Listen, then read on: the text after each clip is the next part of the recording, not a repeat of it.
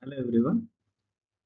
In this lecture, we are going to learn about um, the third method to solve the IBFS, that is initial basic feasible solution under the transportation problem, that is Vogel's approximation method. As I mentioned in the previous videos, to solve the first stage or the first step, that is IBFS in the transportation problem, we have three methods. The first one is the northwest corner rule. The second method is least cost method. And the third important method is the Vogel's approximation method, or the another word is that penalty method. Why this third method is important means, among these three methods, the optimal solution will be obtained by using this Vogel's approximation method. That is why generally the people will call this Vogel's VAM method, or the Vogel's approximation method is the little optimized solution, right? Let's try to learn what is Vogel's approximation method and how to solve it. For that, I have taken an example for understanding this Vogel's approximation method. Let's go to that example. Now, here is the example. They have given this problem and ask us to find out the total transportation cost, TTC, right? And the first step in solving any method of this, either NWC or LCM or Vogels, is that first we need to check the balancing of this transportation problem. What is balancing means, whether the transportation problem which is given is balanced or not. How to check the balance? We get the total sum of the supply and the total sum of the demand. Total sum supply is 10 plus 30, that is 60. 30 plus 10 plus 20, right? Supply is equal to demand.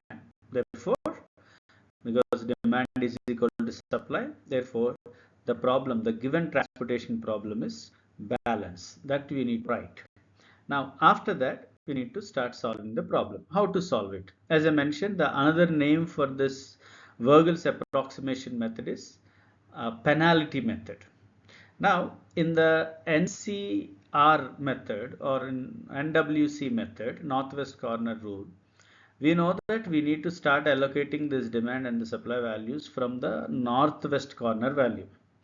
In the second method, what we learnt is, in the second method, that is least cost method, we need to identify the least cost among all these values and start allocating the demand and supply values from starting from that cell.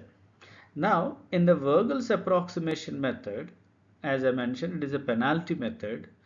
Where I need to start allocating is the question for these three methods. Now in the Vogel's approximation method, we need to find out the penalties from each and every row and column. We have 3 rows and 3 columns, and from these penalties we need to choose the highest penalty. From these penalties, I will tell you how to calculate this penalty, and among this highest penalty, in the corresponding column or corresponding row, we need to look for the least value, right? And from that value, you need to start allocating the demand and the supply values. Now let me tell you how to find out the penalties from each row and each column. See, remember that from every row and every column you need to find out the penalties. Now let's see here from the first row. Now how to find out the penalty? We need to take the least two values from each row and each column. Now let us start with this first row. Which one? Least two values. Which one is the least value? 1. What is the next least value? 2. Subtract this 2 from 1, then you will get a penalty of 1. See, 2 minus 1, 1. In the same way, in the second row, which one is the least value? 3. Which one is the next least value? 4. 4 minus 3, 1. Next, third row, which one is the least value? 1. Next least value 2. 2 minus 1, 1. See, row penalties are over. Now let's come to the column penalties. Now in this column, which one is the least value? 2. Next least is 3. 3 minus 2, 1.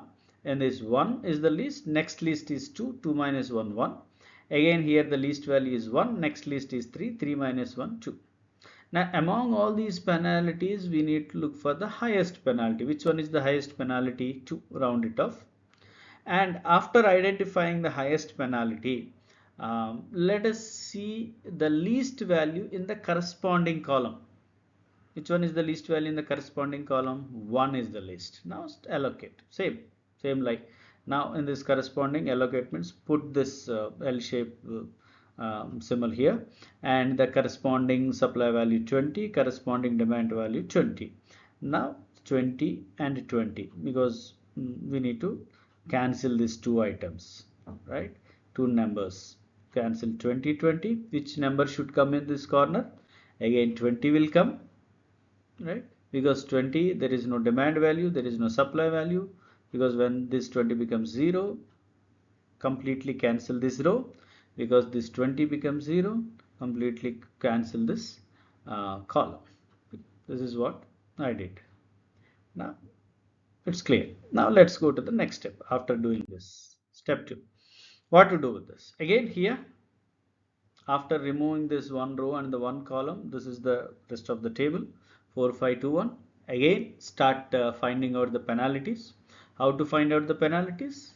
Again, from each row and column, what is the two values we need to look for? Which one is the least value? 4. What is the next least value? 5. 5 minus 4, 1. Again here least value is 1, next least value is 2. 2 minus 1, 1. Again in this column, what is the least value? 2. Next least is 4. 4 minus 2, 2. Here least value is 1 in this column. The next least is 5. 5 minus 1, 4. Among all these penalties, which one is the highest value? 4 is the highest value. Now after identifying the highest value, now in the corresponding column, which one is the least value? 1, right? And allocate this one. Again the corresponding value of demand is 30, here is 10, 10, subtract this least value from the highest value, 10, 30 minus 10, 20. Here 10 completely becomes 0. We have 20 here. Which value will come into this corner? The least value among this 30 and 10 is the least is 10. 10 will come here because this 10 becomes 0. Cancel the complete column. Now let's go to the next step. After cancelling this, we will get this 4, 2. Again, even though we have one value, we need to find out the penalties. Again, we don't have any value in this row. The 4 will be the direct penalty. Here in this row, 2 will come. But column we have two values. Subtract. Least value is 2. Next list is 4. 4 minus 2, 2 will come. Among all these penalties, 4 is the highest. Circle it and allocate this and the corresponding row or the column. Here corresponding row we have only 4. Choose this 4 and the corresponding demand value 10, supply value 30. Subtract this least value 10 from the highest value 30, and remaining value we get is 20. Because the 10 is the least, allocate this 10 here. Okay. And the next step, again if you find out the penalties, don't mind, you can find out. Again 2 will come, 2 will come, least highest value will be 2 and the corresponding value will be 20. So corresponding value will be 2. We have 20 and 20. Cancel this, supply and the demand will be matching. Cancel this and put any of the 20 here. That's it. Because this demand and the supply to the last step, it is equal.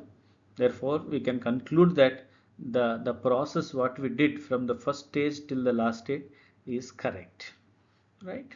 Now the next step, finding out the total transportation cost. You know that in the step 1 we allocated 10 to this 1 here.